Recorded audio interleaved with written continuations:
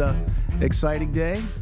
We're here in the offices of Select Tech Geospatial, a great technology company here right in Springfield, Ohio, just outside of Yellow Springs. And we were very fortunate on our very first podcast to have an Oscar and Emmy award-winning filmmaker from Dayton, Ohio.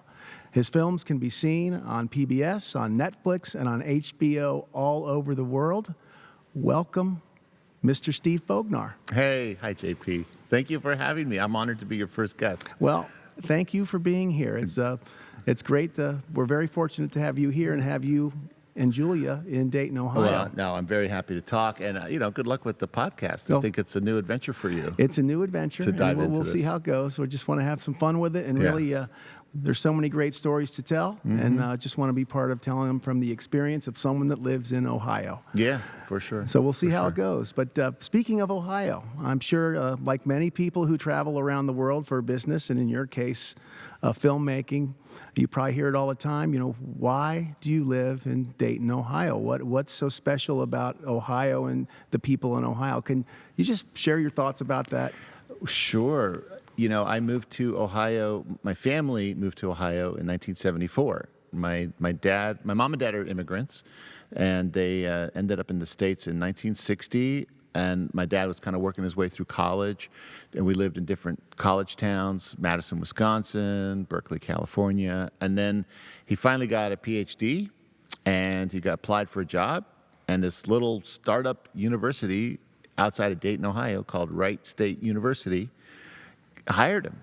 And he became a professor, and so we moved to Beaver Creek, Ohio in 1974. And the funny thing is, at the time, Beaver Creek was like rural, farmland everywhere. There was no mall. There was like no movie theaters. There was hardly anything. I remember. Yes, I do. We grew up. I think we have a similar path. We from should outside. do full disclosure, JP, Yes. that we've known each other since we were teenagers, right? Yes. We both went to Carroll High School. And your older sister was my first girlfriend. My sister Monica. Yes, That's right. Yes, that's right. And, so I'd known you since you were an annoying little kid. Now I'm an annoying adult. So hardly. it's great to reconnect in but that way. And so Julia, my partner Julia Reichert, and I have lived in and around the Dayton area for 30 plus years, and it's our home. I mean, when I was in my 20s, I checked out New York City. I moved there. I lived there on and off for a couple years. And I've gotten to travel a lot in terms of looking for other places to think about living and working in. East Coast, West Coast. And when you're a filmmaker, New York City or LA, and maybe a little bit San Francisco, those are like the hotbeds for documentary filmmaking. But we have always just felt much more comfortable here in the Dayton area. And our friends and family are here, like our community is here. But then even more importantly, there's so many stories to tell here. And we've never felt a need to leave. Julia and I always believe that if we can, we have a camera, we have a car. And if there's a story within an hour and a half from here, we can go tell it. We don't have to ask anyone's permission. We don't have to raise money. We don't have to write a grant proposal. We don't have to go knocking on the doors of Netflix or HBO. We just get in the car, go down to Cincinnati or Wilmington, Ohio, or Troy or Tip City or anywhere, and just say, "What's going on here? Hi, my name's Steve." And so the people are very welcoming, aren't they? That's been my impression also. Oh yeah, heck yeah, yeah. And the thing is, there's so many stories to tell. We're used to, I think if you live in the Midwest, you're used to the media dive bombing in and showing up for a couple days and trying to get sound bites and then package something together and get out of there. And we have always felt like those stories lack depth. You don't really get to know the situation. You don't get to know people. And so we believe in spending time, months and even years, making the films that we make. So for example, in 1997, we got a call from the head oncologist at Cincinnati Children's Hospital, a guy named Bob Arcisi, wonderful doctor. And he said he was looking for someone to tell the story of what families go through when a kid has cancer, like a real documentary. He had seen the documentary Hoop Dreams, the classic documentary about young aspiring basketball stars, Yes. which was filmed for like 5 years, 6 years, and he wanted that kind of depth.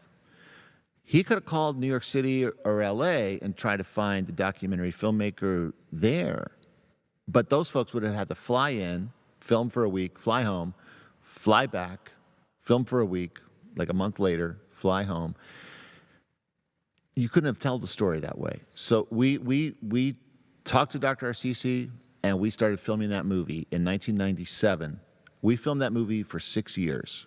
We went to Cincinnati Children's Hospital for 6 years, on and off, to tell that story. And we ultimately told the story of 5 different families from the greater Cincinnati area. We went to their homes, their churches, their workplaces, their schools, the kids' schools. We went to the hospital again, and we went to the hospital so many times, they gave us ID badges. You know, we just would swipe in because we were so present there. We were part of the furniture there for a while. And that level of depth allows you to really try to tell a human story in all its complexity, you know. And these were families from different parts of Cincinnati, you know, more economically challenged parts, more wealthy parts. They were very different from each other. I mean, like, you know, we got Dale, the super fierce Republican dad who lives in northern Kentucky, and you've got working class moms and dads from different parts of the city. But they all had one thing in common, which was they're trying to save the life of their kid. And that is a huge equalizer in this world. Doesn't matter how rich or poor you are, if your kid's fighting cancer, you have one mission in life, which is save that kid's life. And we couldn't have told that story if we lived in LA or New York or anything, you know. So we were there for 6 years. When we made the film American Factory, we went to that I counted how many times I drove from here, where I live in Yellow Springs, to the Fuyao factory in Moraine, Ohio, which is a 25-minute drive from my house. I went over 525 times to that factory across 3 years. And if I had lived in New York, there's no way we could have done that. And then our other team members also went hundreds of times. So Well, there was one in between. There was one in Well, between. there was another film in between. There was The Last Truck. Yes, that's another film we made. It's called The Last Truck: Closing of a GM Plant. Another example. You know, we are reading the great Dayton Daily News, our local paper, and we hear the news that the GM plant is going to close. This is a plant that had given, you know, generations of folks good jobs, helped build the middle class of Dayton. We do. Right. For those of us that have been here, we remember those headlines in those days. It was shocking. It was shocking. It was like a neutron bomb going off, you know, and it was so upsetting. And we just had a feeling like there's a story to tell here. Now, the rest of the world heard about this plant closing and other GM plants closing, but we could feel the immediacy of how that was going to impact individuals' lives here in Dayton. And we went down to the local bar that's right next to the plant, the upper deck. I've been there, absolutely. You know, we got a beer and a burger and started talking to people. And we went there again and again. We didn't know anyone at the time, so we went there probably over a week, maybe even 10 days of just talk, no camera, no microphone, just going down there, having beer, talking to folks about, like, how does this impact you? Did you have a concept in mind for how you wanted to approach that story, or did it come to you when you were there talking to the people? We didn't impacted? have a concept, not at that time, and the whole idea that there'd be a countdown. You know, the plant is closing on December 23rd, and that's a terrible time of year. Horrible time to lose the job, right? That came to us later. That idea that it would be, but we just knew the stakes were high. And I think the best way to make a documentary is to not bring a concept to the table, because you're gonna, if you go in with a fixed idea, you're probably gonna miss something better, you know. So we just knew we wanted to meet people, wanted to see who was interesting, who were we drawn to, and also who could tell the story, you know, who's a natural storyteller. And we just started meeting dozens and dozens of auto workers. We also had to persuade them that we were trustworthy, And that's another thing. Living here, we're going to run into these folks at the Dragon Stadium. We're going to run into these folks at Kroger's. We're going to run into everybody because it's a small town, and we remain accountable to the people who trust us to tell their story. So we just started saying, look, we're local. We think there's a story here. Can we interview you? Can we interview you? And we would just started doing interviews, and this is in June of 2008. Like right after the plant, July 2008, right after they announced the plant was closing. And at first, people were very tentative about us because, GM workers had been much maligned in the media. Yes. And they didn't trust the media. Did it help that you were from the area and local? A little. But what we did in this case, which we had not done before, is we ultimately edited together some of the interviews we had done, and we showed our approach to a bunch of the auto workers who we had started to get to know, and they could immediately see that we're the lighting, the framing it's respectful. We're not just like trying to make people look bad. We're trying to really listen to people, and that was a couple of months into filming, and I think that really made a difference. That they could see that our intent was respectful, that we really wanted to try to tell the story from their point of view, not like the management point of view, not the city's point of view, not the state of Ohio's point of view, but like the folks who show up every day and punch that clock. We wanted to tell the story from their point of view. What does this job mean to them and their kids and their families? And over time, the trust started growing. Well, one of the very interesting things, and I've been following you for your whole career since I know you, and your career and how you approach your filmmaking represents, I think, the values and characteristics of Ohioans and Midwesterners and what we feel. It's sometimes tough to put your finger on, but this notion of a real physical community of trust and interaction, and even just going from the last truck and what at the time appeared like the community and maybe the state was in an irrecoverable situation. It was rough. But then along comes Fuyao. Yeah. And the approach you took with Fuyao to a rebirth, and I don't think that would have been possible for anyone else to take that approach other than you and Julia, because of the trust and the Midwestern way that you have gone about doing your filmmaking. That's generous to say. I appreciate you saying that.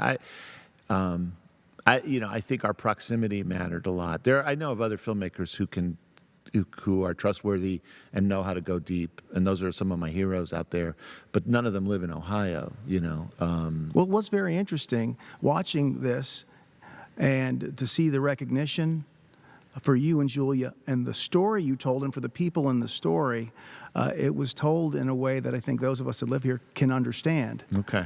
And I think we all felt the sense of pride for you and Julia for the recognition, but also for the people that were part of that film. Thanks for saying that. That was a tough film because when we started it, you and Jeff Hoagland were instrumental in helping us realize the importance of the story, and also, putting in a good word, vouching for us with the company.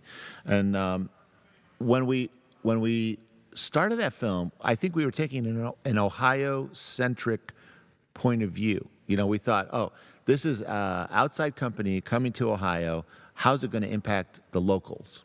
And because that's we had made The Last Truck, and that was also very much a local point of view.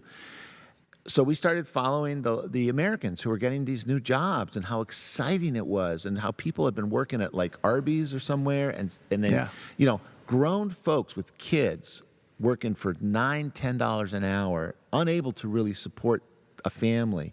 And so here comes Fuyao offering, $12.84, which is still not really a living wage, but it was definitely a step up from where things had been in those hard times. The excitement, the goodwill. But we were like, okay, we're going to follow the Americans. And then as we're filming in those early days, we see this Chinese person here or that Chinese person there, either a middle-aged guy mostly, like who hasn't seen his kids in like months, and how you can feel the heartache of that, or like the young, hungry Chinese guy who's excited to be in the United States and wants to explore this country and has hopes to go back to China with some pocket money, you know. And we realized they have a story to tell also. And we can't connect with them because we're not Chinese and we don't speak Chinese, but they have dreams and hopes and aspirations just like the Americans do too, you know? And that's when we started building a larger team that included our Chinese producers, Yichen Zhang and Mijia Li, who were these young documentary filmmakers that we met who were bilingual and had good documentary instincts, knew how to talk to people, knew about storytelling. We expanded our team, and then we expanded our point of view to really try to tell the bigger story, you know. And then we realized, you know, the chairman has a point. Hey, yes, he has a journey on this too. Yes, he does. It's like he's risking millions, and I mean $500 million Yeah. he's risking in this venture. What's that like to put that much money in this sort of, for him, a foreign place, a weird outpost in a way. You know, for us it's home, but for him it was like a big gamble. And this isn't even in the movie, but he had family members saying and advisors saying, don't do this, Chairman. You know, you're like 71 years old, you can retire. This is like too much stress. You don't need this kind of stress, you know. That was a huge story to tell too. And then as we're filming, you know, we filmed for 3 years, we're realizing we're going to try to weave all these different stories from the billionaire entrepreneur's story to like the young person who's just excited to have a job again at this plant. We're going to try to weave all these stories together. And the American leadership, you know, they some of them quit really good jobs to go work at Fuyao. And Yes. they were so excited about it. And that was like the stakes were high for everybody. And if we were going to honor the stories, we're going to try to tell everyone's story and hear their inner journey, their inner hopes, their inner concerns, and the things that keep them up at night, and treat everyone fairly and try to weave it all together into that film. And that was a big undertaking for us. So coming on the other side of American Factory, I'm sitting across looking at you, Steve, and you haven't changed in your temperament and your humility since I knew you in high school. How has life changed for you and Julia? And more importantly, how do you think the film industry for Dayton, Ohio, has changed since that recognition came along? Well, thanks for saying that. I hope someone kicks me in the ass if I start to get I'll be part of that. a big Nope. head or anything, please. You know, we were very lucky to go to the Academy Awards. We were very lucky to be honored with that Oscar. And then we flew home, and it was a snowstorm. And I live on the corner of 2 streets, so I've got a double sidewalk. I've got like a side street sidewalk and a front street sidewalk. And so the morning after we got home, you know, it was like 6 inches of snow. It's February in Ohio, right? And what did I do? I got my shovel out, and I spent over an hour shoveling my sidewalk, right? And it's like, that you know, how do I say it? It's like the reality is we still have to be regular citizens and people, neighbors. You know, if I don't shovel my sidewalk and my neighbors shovel theirs, then the little old lady who walks down the sidewalk slip and fall. could slip and fall. So I still have to take out my garbage. I still have to cut my grass. I still have to shovel my That sidewalk. does go to the heart of the know. whole Midwestern Yeah, Ohio but- culture of right. being genuine and real. Yeah. And I hope I never lose that. I really seriously hope someone hits me upside the head if I start to lose that, because it's like, I don't want to lose that. You know, the film community in Dayton and in Southwest Ohio has, in recent years, been pretty vital. There's been a lot of film production in the greater Cincinnati area. A lot of it has to do with the Ohio tax credit for film production. That has drawn some pretty big films to the state. I mean, the biggest one, of course, being like the Avengers and Captain America movies. Those were high, big productions. But then there's a whole mid-range of films. And that has kept a growing pool of talent in Ohio. So I'll tell you a story.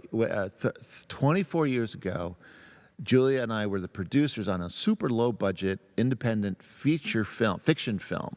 It was a road movie about two teenagers hitchhiking, and they meet up on the road and they want to help each other, but they don't like each other. It's called The Dreamcatcher. It was a really good little movie, and we were able to hire a lot of first-timers on that film who were like the grunts, the production assistants.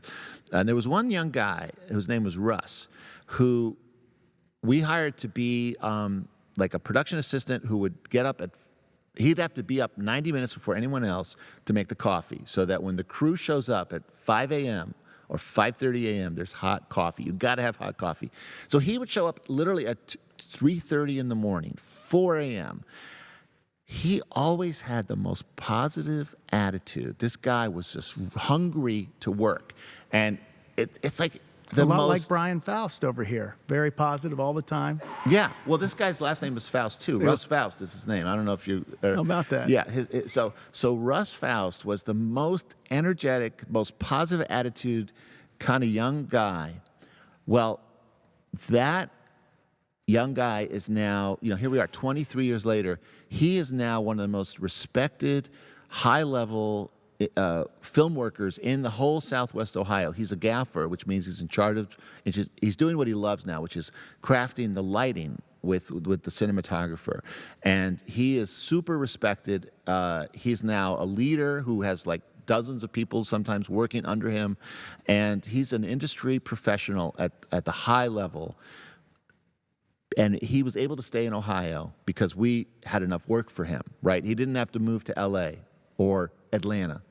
And this whole tax credit in the recent years has let him work on probably a dozen movies that would have otherwise filmed out of state, But then he has a family now, and he pays taxes here, and I do notice how you slid in the tax credit a couple times. Yeah, well, and I think that's it's really had an impact. I understand.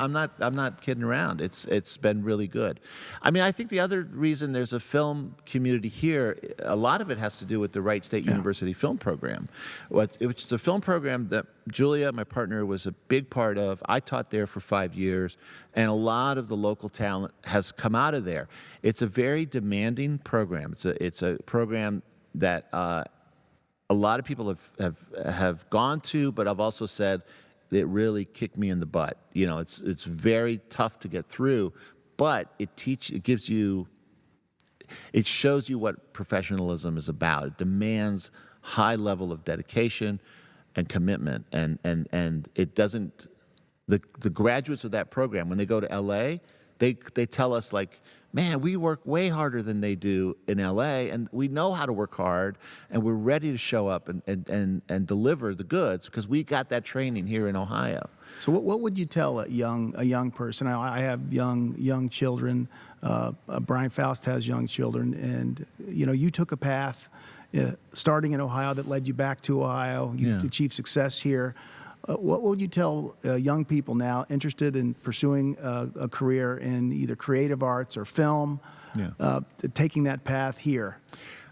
I think you can totally do it here. The world is hungry for storytellers. We live in this amazing time when there's a need for content. There's a need for stories. You look at how many billions of dollars entities like Netflix or Apple TV or Amazon Prime, they're pouring into just creating shows, creating content. And if you have a good idea, you're able to either make that or sell that to these entities that are hungry for content. It's harder now, given globalization, it's harder to make certain things in the Midwest than it used to. So it's hard to be competitive in terms of all kinds of costs. But storytelling, you can do it anywhere. And the reality is the equipment is now, we have cameras now that are as good as anything anyone uses in New York, LA, Hollywood even, and we can afford them. Over the years, the high-end equipment has gotten cheaper and cheaper. And so our Wright State Film Program has a camera that is as good, that is the same camera that's used to make big budget Hollywood movies, So it can be done. I think the burden is on the young person to have an original vision you know? But we're seeing in this pandemic, everybody's working from home. If you have something original to say or do, you can find an outlet for it, you know. And if in terms of business, you can find a way to make it an entity, like an enterprise. So I want to stick with the local boy makes good. And last year was I guess it was this year still. Yeah. This year. It feels like 2 years ago. It does. It feels like a long time ago. Yeah. So not only getting nominated, but then winning the award, and then having this as the first film that the Obamas signed on to. Yeah. Describe what that felt like. Again, you're a person that you're an Ohioan, you're a Midwesterner, and you get nominated. You have the Obama sign on. You then get the award and the trophy. Yeah. Can you try to describe what that felt like for you? It's hard to put into words. I'll say this. I'll try to stumble my way through this. Julia and I and our very small team, a handful of other people, when we were filming American Factory, at some point we started feeling like this is a big story, right? And we're going to try to give it all we got. We just could feel like the trust the chairman had given us had led us to be so deep on the inside, and then the trust of all the people, everyone who opened up, who made themselves vulnerable to us to share their individual story. Like, we could feel this was significant. It was a story about this moment in the world history, global moment, a lot of confusion, a lot of uncertainty. How's everyone dealing with it? And we just worked our hearts out to try to go as deep and as long as we could. You know, it was super intense and exhausting. And then we had a brilliant editor, Lindsay Utz, who took this mountain of material and led the way in shaping it into a movie.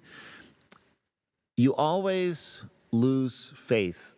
Okay, so I'm older, right? I've made a lot of movies by now, and I'll tell you, in the last few weeks or months of finishing a movie, you lose faith that it's good, that you knew what you were doing. What, you're too close to it? You just like, that's just a human thing, I think. It's like you've made a lot of decisions, right? By the time a movie's rounding the bend and starting to really take shape, you have said, well, this person is more interesting than that person. This plot line has to be more prominent. This is funny. This is not funny. You've made a million decisions about what's in the movie, what's prominent, what's not. And of course, all your confidence in your own instincts go out the window. And you're like, oh man, why did we do this? And what were we thinking? And all this stuff. And when you start to get, so like in the fall of 2018, I was having that kind of moment of like, I'm not sure about this. But then we were so lucky because we got a phone call from the Sundance Film Festival. We had sent them the film. It was a rough cut. And we got a call from them, and they said, we love the movie. We want to show the movie. We want to have the world premiere. And that was the first like validation, right? And that was in November 2018. Okay, so then you're like, okay, we got into Sundance. We're one of like 12, 15 films out of the 2,000 films that got submitted for this the competition. We're one of like 15, I forget how many they have exactly, under 20 that are going to compete.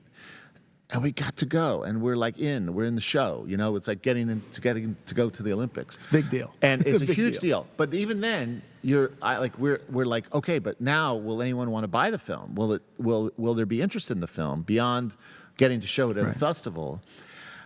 So we have our world premiere, and we all felt like, oh, it went so badly. We were not ready. Why did you feel that way? Well, we premiered the film, and we thought it had to be louder because we didn't want people to miss any lines. And so we told the projectionist, it's a full house, and we could see like all these folks were there, potential buyers of the film were there. But we told the projectionist, like, get the sound louder. It's not loud enough. And then it was too loud, but they wouldn't turn it down. And we're like, the whole time we're like, no, we were second guessing our instincts. Like, no, it's too loud. People are they're not enjoying it because it's like bombarding them.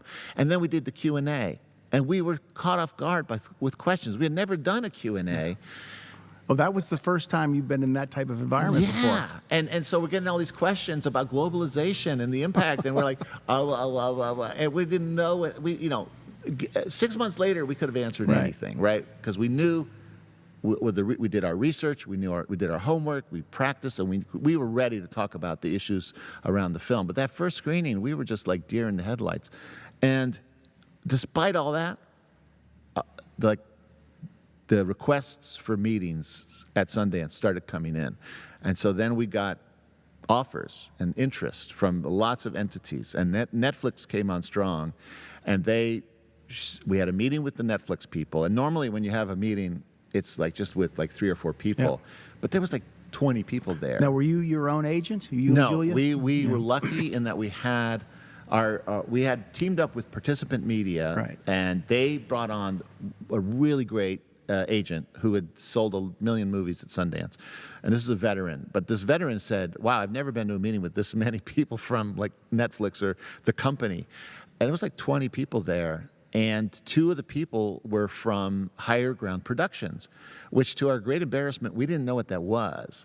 And they start talking about President and Mrs. Obama, and our minds, while we're sitting there nodding, trying to be like, look smart, we realized, oh, they're talking about the Obama's company that we kind of vaguely knew about, and Netflix, and they want to bring it out together, and it was like a slow motion dawning of what they were saying, that like this would be the first release of Higher Ground, a huge honor and a huge like rocket fuel to help launch the movie. And after that, again, you realize, wow, this movie might be something, right? It might be significant. But you don't know, right? Because it's just a movie. It's just like, it's not about a celebrity. It's a story about a factory. That's not like a sexy hot topic, right? Anyway, we then won a prize at Sundance, which we were very lucky. And then, it's like things, how do I say it? All what happened in 2019 was like a dream. We got to take the film on the road. We played it in so many film festivals. We played it in so many theaters, hundreds of people watching the film that we had struggled and labored on. The film, realizing, it works. The film works as a story. People are connecting with it emotionally, intellectually, every which way you hope a film will work. We realized, okay, we had made a good movie. It was sturdy. It was a sturdy story. And all our team had really delivered the goods. The camera people had delivered the goods. The editor had done brilliant work, and we had all tried to land this ship you nailed it. In the port. Yeah. And then to have, you try not to think about the Oscars. It's at some point people start saying, hey, you're probably going to get an Oscar nomination. And we would just say, it is too early to talk about that. And people were saying that in May and June and July, and we were just immediately like, no. I think I said it the first time I talked to you about this. Yes, and you shouldn't have. It was bad. It was bad. But you just try to, it's like, I'm sure baseball players have all kinds of superstitions about things you don't. Right. Like if someone's pitching a no-hitter, you don't say, hey, I think this is going to be a no-hitter. You don't ever say that, right? You just kind of like, and so we just try to poo-poo that kind of talk. And then the nominations came out. We were in a hotel in Portland, Oregon, because Julia was showing her retrospective there, a retrospective of all her movies. And it's 5 a.m, because they announced the nominations at 5 a.m. so that they can make East Coast morning news at 8 a.m. in New York. And so we said to ourselves, we're not going to get up early, and we're just going to sleep through it, and if we're so lucky, maybe the phone will ring, right? But here it's 5 a.m, and I'm kind of half awake, and I realize Julia's in the bathroom, and she's watching her phone in the bathroom, and in this small hotel room. I'm like, Julia, don't do this. You shouldn't be doing this. It's just going to jinx it, and also it's just going to make you crazy, right?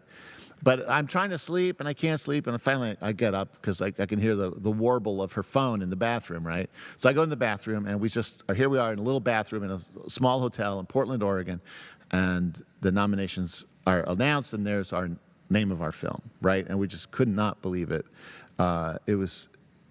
It's overwhelming feeling. So what do you do in that moment? Do you go get a cup of coffee? Do you just stare at each other and? We hugged. I know we hugged. We were proud. We actually felt there were several other films that we were sure were going to get nominations that did not, and we were thrown by that. I remember that pretty strongly. That there was two films that the filmmakers were our friends of ours, and we thought, I can't believe those films didn't get nominations, you know? So that was a weird moment when you feel like, wow, you're being honored, but the films you were sure would also get honored aren't. But you just start stumbling through the day, and the phone's ringing off the hook and all that stuff. I don't know what, you kind of just, you have to get breakfast. Then, you have to like brush your teeth, right? You have to do the normal things. And so I don't know. As we inch closer to the actual Oscars in February, it was nerve-wracking. There's a lot of events you go to. We were basically in LA for like a month, going to event after event. At the same time, Julia was fighting cancer, and that does put your feet on the ground. It's like you realize what's important. All this stuff is exciting, and there's red carpets and flash bulbs and all that. But you're also.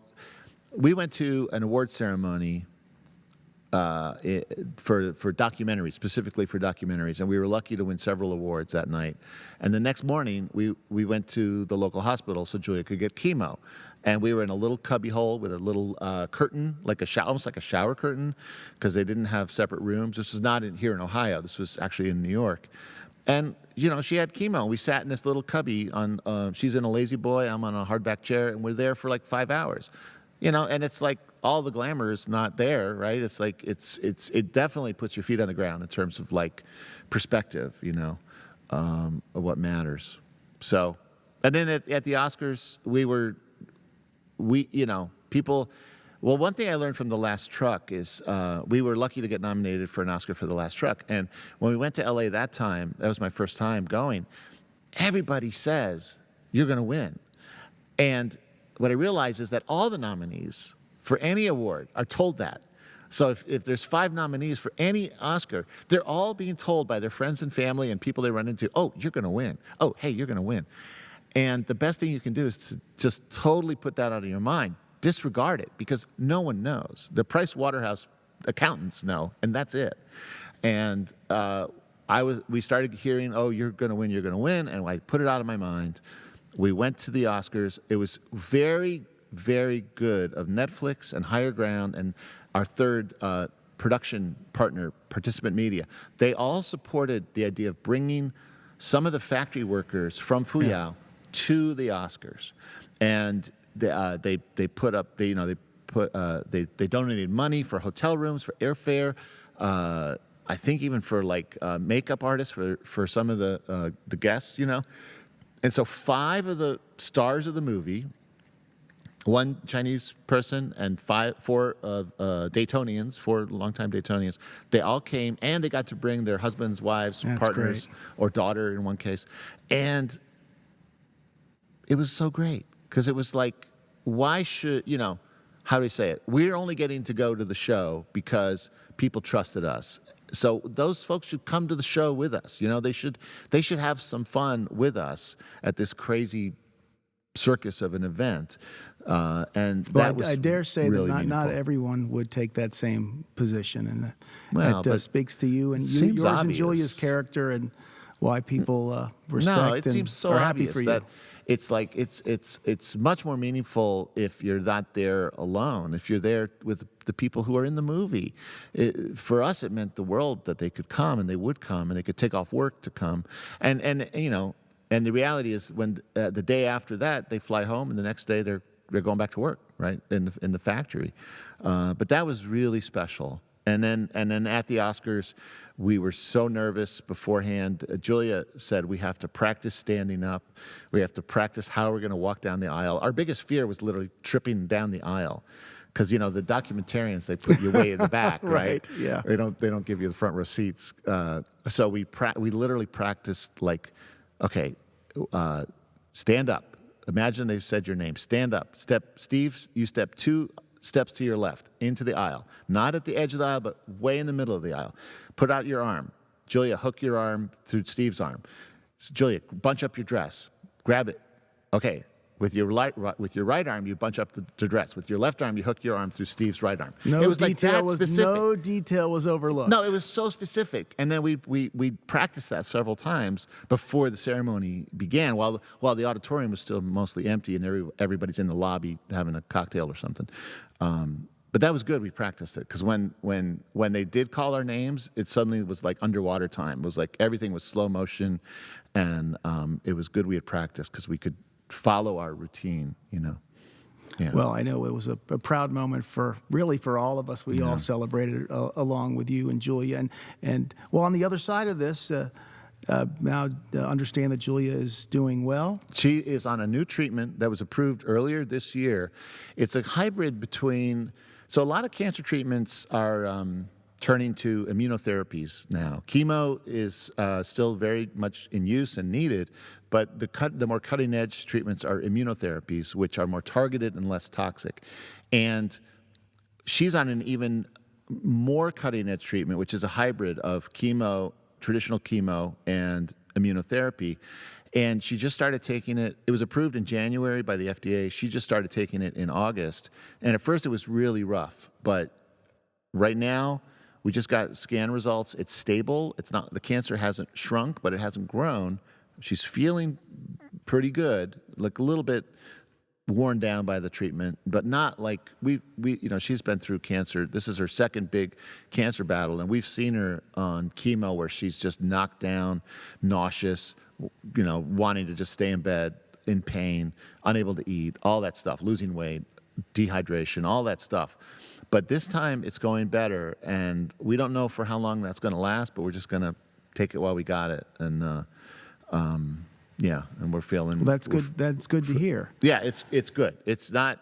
It could be better, but we'll take it. You know what I mean? It's like it's good. Given where she's been, it's really good.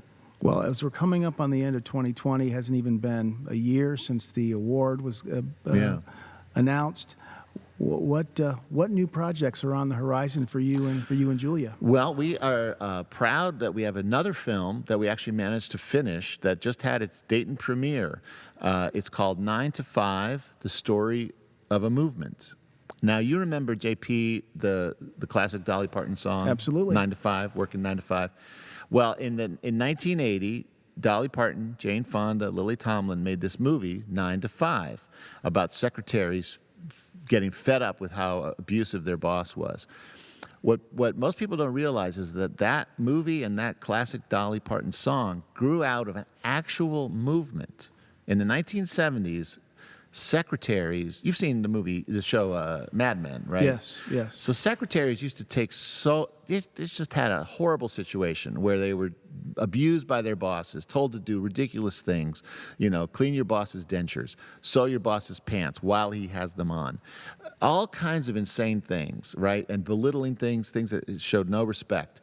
And in the early 1970s, secretaries started fighting back and saying, enough of this. We want job descriptions. We want to be treated with respect. We want better pay. We want job advancement. We want to, I don't want to train some guy who's like 10 years younger than me and not as smart as me to then become my boss, right? Just because he's a guy. They started fighting back, and it became a nationwide movement of working women, professionals who wanted to be treated as professionals. And it was a big deal. It's kind of a forgotten chapter from the 70s, but that is the subject. Those young women who took a stand is the subject of our new movie. And we just had the Dayton premiere at the Dixie Twin Drive-In movie theater on, where Needmore and Dixie are. Yes. It's like you can't do a Dayton premiere. For American Factory, we were lucky to do the Dayton premiere at the Victoria Theater. Yes. You were there. It was 1,000 people. Yeah. Well, you can't do that in 2020. So what can you do? You can have a drive-in movie theater. We were lucky it was 73 degrees. Everyone brought their lawn chairs. We had blankets, and it was lovely. It was under the stars. It was like a warm last gasp of summer kind of night. It was beautiful. So it's And- another competitive advantage for Ohio. We have more space, open space for these premieres. Yeah. So it was a little unusual for us, but it was great. And so that movie's coming out next year. It has a very prominent home. I can't say where the home is going to be, but the movie will be available to be seen everywhere widely in early 2021, and we're excited about that. Well, we're excited to see that. And Steve, thank you so much for making the time for us today, and for being such a great guy and being a great representative of Ohio out there, achieving success on the global stage and proving and showing all of us that live here that we can achieve those things and we can live right here in Ohio. Well, JP, thank you for fighting for all the folks with dreams in this state who have a dream to make something happen, right? Because that's your job. And I know you run away from credit. You run away from taking a bow. And I respect that about you. But also, you got to take a little moment to appreciate that you have made so many things happen for so many people, and we'll never know about it. And I really appreciate all the work you've done for the dreamers in this state. Well, thank you very much, Steve. Give our best regards to Julia, and we're looking forward to staying connected and watching your continued success. Thank you, JP. Thanks.